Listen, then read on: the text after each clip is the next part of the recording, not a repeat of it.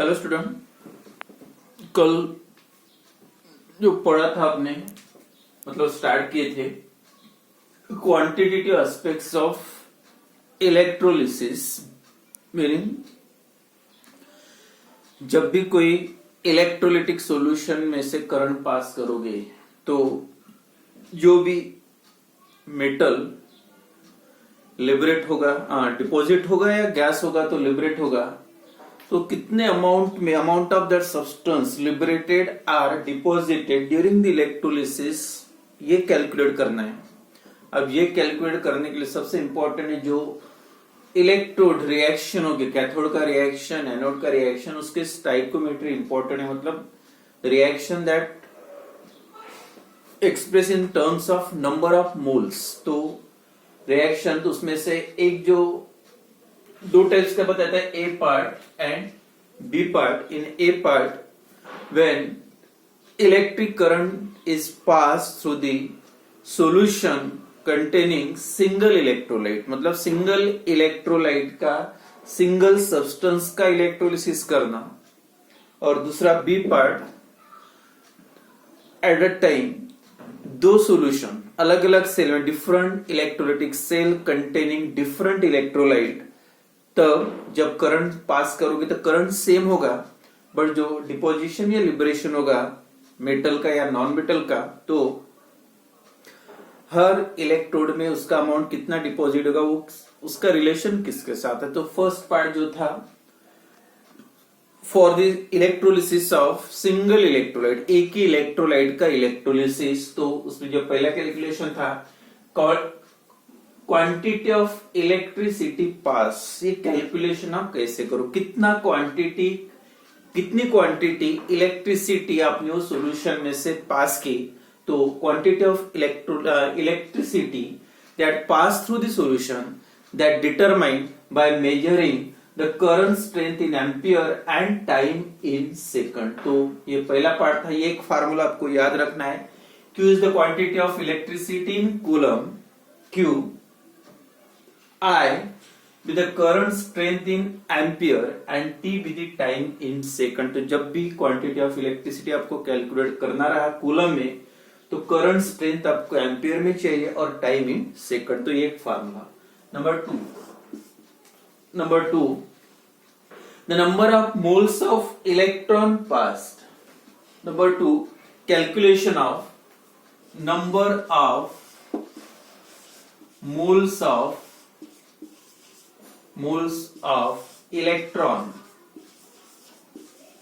Electrons pass. अब वो solution में से आपने कितने मोल्स इलेक्ट्रॉन के पास किए, the number of moles of electron pass through the electrolyte. तो ये कैलकुलेट करने के लिए number of moles of electron, ये कैलकुलेट करने के लिए आपको एक स्टैंडर्ड वैल्यू पता होना चाहिए, दैट इज स्टैंडर्ड याद रखो, charge present on 1 mole of electron. 1 mole of electron कोई भी सॉल्यूशन में से या जब भी कभी कोई भी रिएक्शन में, इलेक्ट्रोड रिएक्शन जो होते हैं एनोड और कैथोड के, वहां पे कितने मोल्स इलेक्ट्रॉन है, 1 मोल इज इक्वल टू, जब भी रिएक्शन में एक मोल, जो रिएक्शन में आप जो कोएफिशिएंट होता है इलेक्ट्रॉन का 1 रहा, तो समझ जाओ electric current that passed is equal to 1 Faraday of electricity. और फैराडे में नहीं लिखना है, लार्ज यूनिट है, फैराडे नहीं। 1 mole of electron carries 1 Faraday of electricity and 1 Faraday is equal to coulomb में 96500 कूलम, स्टैंडर्ड वैल्यू। जब भी 1 मोल ऑफ इलेक्ट्रॉन होते तो समझ आओ कितनी इलेक्ट्रिसिटी उसमें से पास हो गई होगी। तो सीधा सीधा याद रखो 96500 coulomb, that much amount of electricity is pass when the reaction involve 1 mole of electron. जब रिएक्शन में 1 मोल इलेक्ट्रॉन दिखते तो समझ जाओ कितना करंट पास किया होगा, 96500 कूलम। तो 1 mole is equal to 96500 coulomb और 1 फैराडे डायरेक्ट। तो अपने को यहाँ पे कूलम में कंसीडर करना है तो फैराडे छोड़ दो। तो 1 मोल ऑफ इलेक्ट्रॉन, तो 1 मोल ऑफ इलेक्ट्रॉन तो आपको निकलना है क्या है, number of moles of electron pass. तो आपके पास स्टैंडर्ड वैल्यू ये है, जब कितने मोल्स के इलेक्ट्रॉन पास किए होंगे, जब करंट जो पास किया था कितना है 96,500 कूलम जब आप इलेक्ट्रिसिटी पास करते हो तो number of moles of electron कितने होते? 1 मोल। देयरफॉर, और आपको Q कूलम ऑफ इलेक्ट्रिसिटी, आप कितना करंट पास करे वो पता नहीं, कितनी इलेक्ट्रिसिटी पास करे वो पता। अगर जब इतना है तो 1 मोल है, तो Q रहेगा तो कितना रहेगा? दैट इज इतने, यानी इसके लिए इतने मोल, तो Q के लिए x मोल जो आपको कैलकुलेट करना है। तो number of moles of electron pass, तो इसके लिए फार्मूला क्या बनेगा? देयरफॉर x मतलब number of moles is equal to x is equal to क्या आएगा? Q upon 96500। तो ये सेकंड फार्मूला आपको याद रखना है। अगर नंबर ऑफ मोल्स पूछते हैं तो number of moles of electron pass is equal to क्या था formula? Q, that Q is also equal to, अगर करंट डायरेक्टली कूलम में दिया है तो डायरेक्ट Q की वैल्यू पुट करो, या करंट स्ट्रेंथ इन एम्पियर दिया और टाइम इन सेकंड दिया तो Q इज इक्वल टू, आप डायरेक्टली यहाँ पे लिख सकते हैं I इंटू टी अपॉन क्या था फार्मूला? 96500। तो एक फार्मूला और याद रखो, पहला वाला था Q is equal to I into T, second है number of moles of electron pass, यानी सोल्यूशन में से कितने मोल्स इलेक्ट्रॉन पास किए। तो अगर आपको कैलकुलेट करना है तो क्या करना पड़ेगा? Q अपॉन 96500 और Q is also I into T, मतलब I into T upon 96500 coulomb. तो ये हो गया number of moles of electron pass, तो एक formula. Number 3, number of moles of electron हो गया। Number 3, number of moles of product form, number of moles of product form. Product मतलब जो भी इलेक्ट्रोल, मतलब इलेक्ट्रिक करंट पास करने के बाद हर इलेक्ट्रोड के पास डिपॉजिट होगा या गैस होगा तो लिबरेट होगा, उसकी कितनी मोल्स होगी? Number of moles of product form, कितने मोल्स प्रोडक्ट के फॉर्म हुए। तो ये समझने के लिए सबसे पहले आप रिएक्शन इंपॉर्टेंट है, जो इलेक्ट्रोड ऑफ रिएक्शन एनोड या कैथोड का रिएक्शन लिखते हो। तो जैसे एक मैं कैथोड का कॉपर के लिए रिएक्शन, अगर कॉपर डिपॉजिट होता है Cu डाई पॉजिटिव, अब 2 पॉजिटिव चार्ज है तो 2 मोल्स ऑफ इलेक्ट्रॉन और फॉर्म होता है Cu।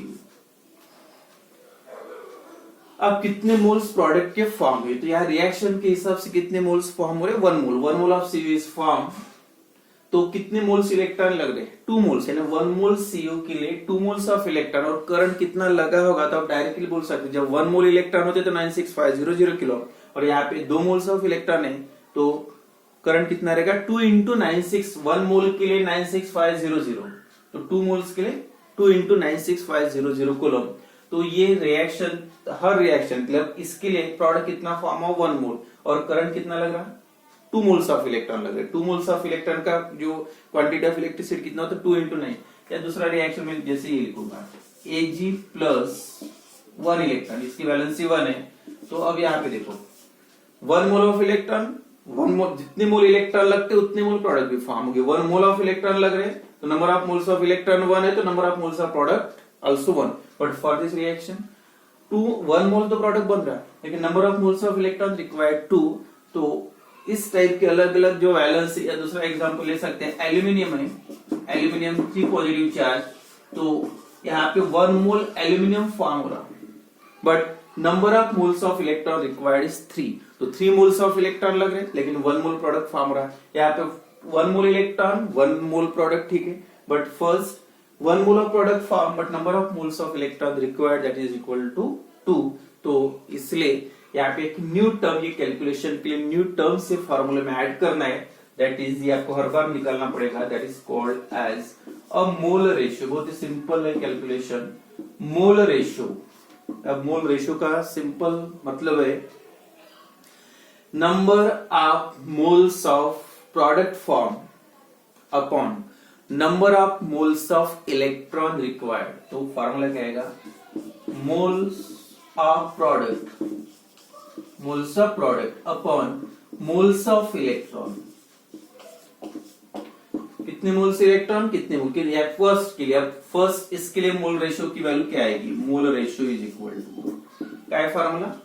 Moles of product form. अब पहले रिएक्शन के लिए लेते हैं, 1 मोल प्रोडक्ट फॉर्म हो रहा, मतलब मोल्स ऑफ प्रोडक्ट फॉर्म 1, अब second, number of moles of electron required, तो ये एक मोल प्रोडक्ट बनने के लिए कितने मोल्स इलेक्ट्रॉन लग रहे हैं, यहाँ पे 2 है, तो मोल रेशियो की वैल्यू कितनी होगी 2, मतलब मोल रेशियो की वैल्यू कितनी होगी 1/2 मतलब हाफ।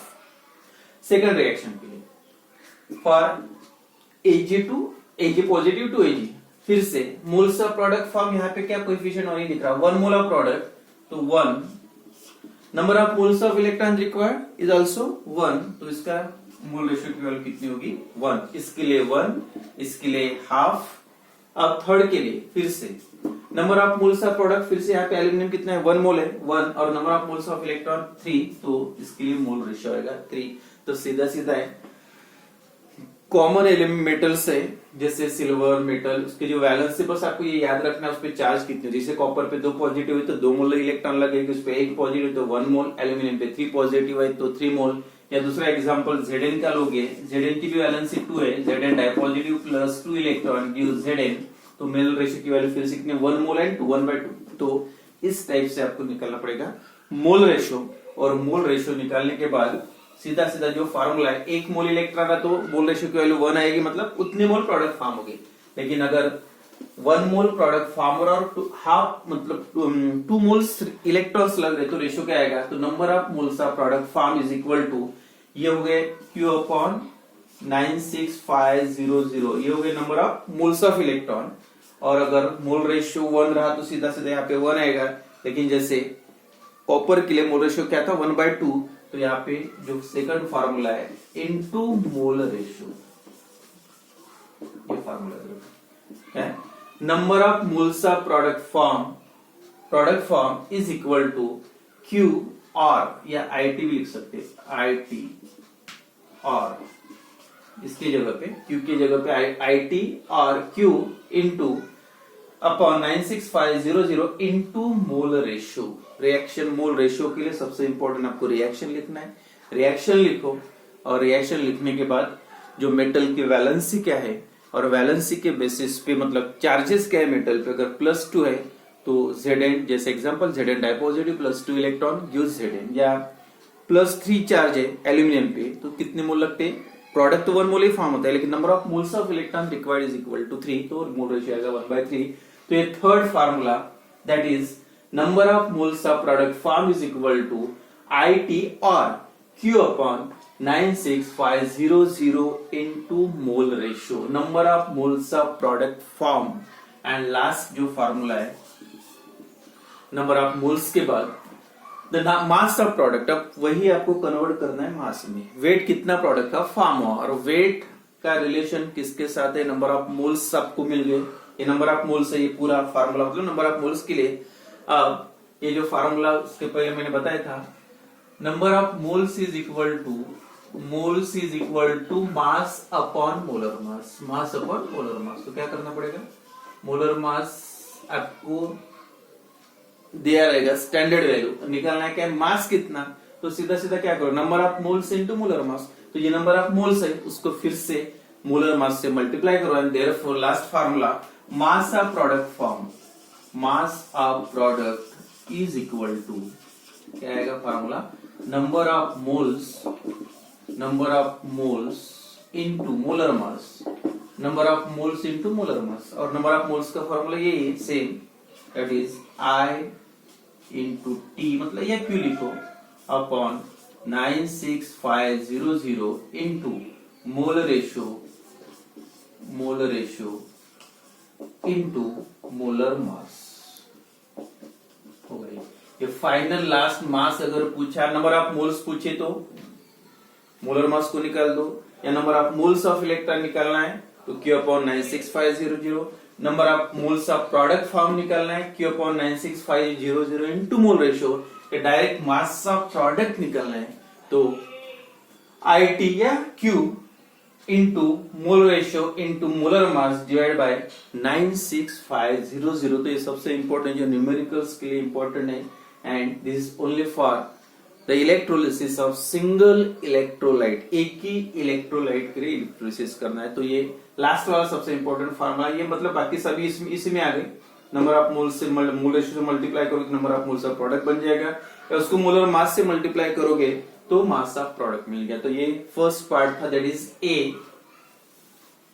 मतलब for electrolysis of determination of mass of that reactants or product form or reactant consumed during this electrolysis, वो determination था. अब the mass of product form or reactant consumed during the electrolysis when more than one electrolytic cells are connected in a series, मतलब एक साथ एक से ज्यादा अगर सेल कनेक्ट करोगे सीरीज में तब क्या कैलकुलेशन रहेगा. तो बी पार्ट है. फिर से मास निकालना है. Mass of product form suppose W1 और W2 ऑफ दो इलेक्ट्रोलिटिक सेल है. ये एक इलेक्ट्रोलिटिक सेल है और ये दूसरा इलेक्ट्रोलिटिक सेल है. दो electrode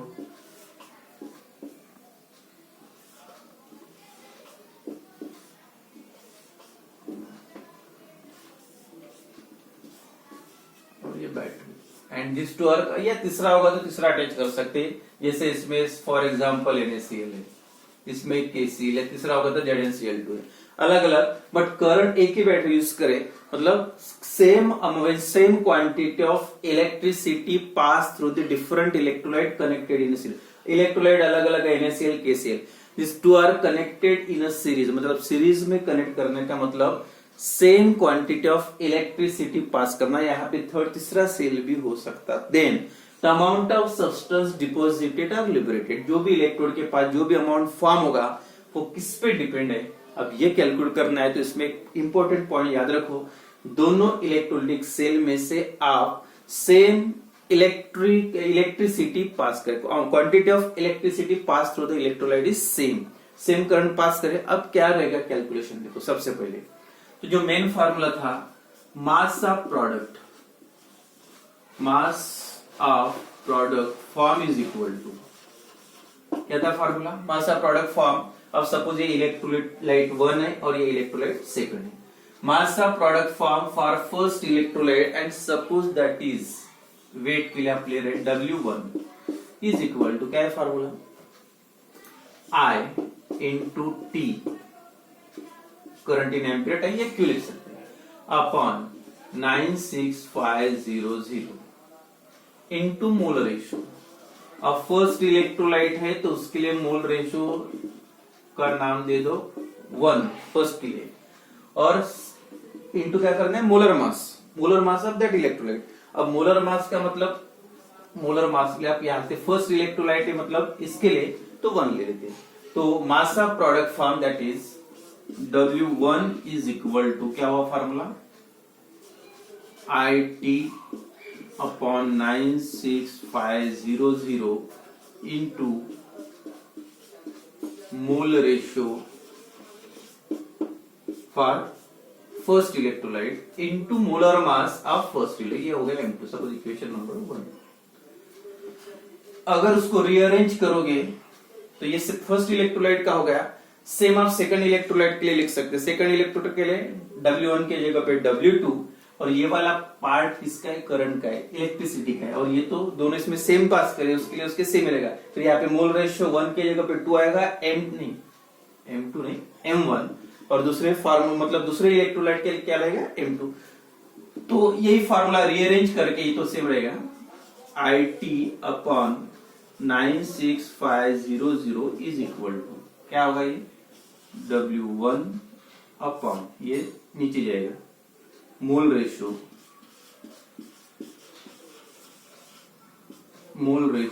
for first into molar mass of first electrolyte. मतलब फर्स्ट सेल में जो भी इलेक्ट्रोलाइट्स मेटल या नॉन मेटल डिपॉजिट या लिबरेट हुआ होगा उसके लिए. तो ये हो गया सपोज इस इक्वेशन नंबर 1. ये वैल्यू सेम है. नाउ सेम अप्लाई करो फॉर सेकंड इलेक्ट्रोलिटिक सेल के लिए. तीसरे के लिए W3 लिख सकते हैं. अब सेकंड के लिए फार्मूला डायरेक्ट लिख सकते हैं. W1 हो गया तो W2 लिखना है तो क्या हो जाएगा, W2 is equal to IT upon 96500, यहाँ पे आएगा मोल रेशियो, यहाँ पे 1 की जगह पे सेकंड इलेक्ट्रोलाइट 2 इंटू M1 की जगह पे क्या आएगा M2, और फिर से रीअरेंज करोगे तो इक्वेशन क्या बन जाएगा, उसको ये साइड में ले लो, IT upon 96500 is equal to W2 upon mole ratio पर सेकंड इलेक्ट्रोलाइट इनटू M, हाँ ये M2, वही इक्वेशन नंबर 2। और लास्ट में दो अलग अलग इलेक्ट्रोलाइट के लिए था, ये फर्स्ट इक्वेशन और सेकंड इक्वेशन। ये वाली साइड जो है लेफ्ट हैंड साइड की सेम है, because this two cells are connected in a series, means same quantity of electricity pass through the electrolyte. मतलब इक्वेशन 1 और ये दोनों के लिए सेम ही रहेगा। इक्वेशन 1 इक्वलाइज करो दोनों इक्वेशन को, ये निकल जाएगा, तो फाइनल इक्वेशन जो बनेगा W1 upon mole ratio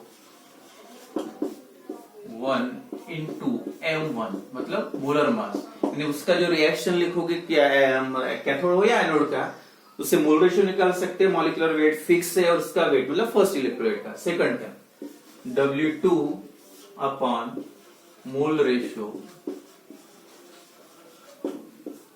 second into M2, molar mass of second जो मेटल या नॉन मेटल डिपॉजिट हो गए।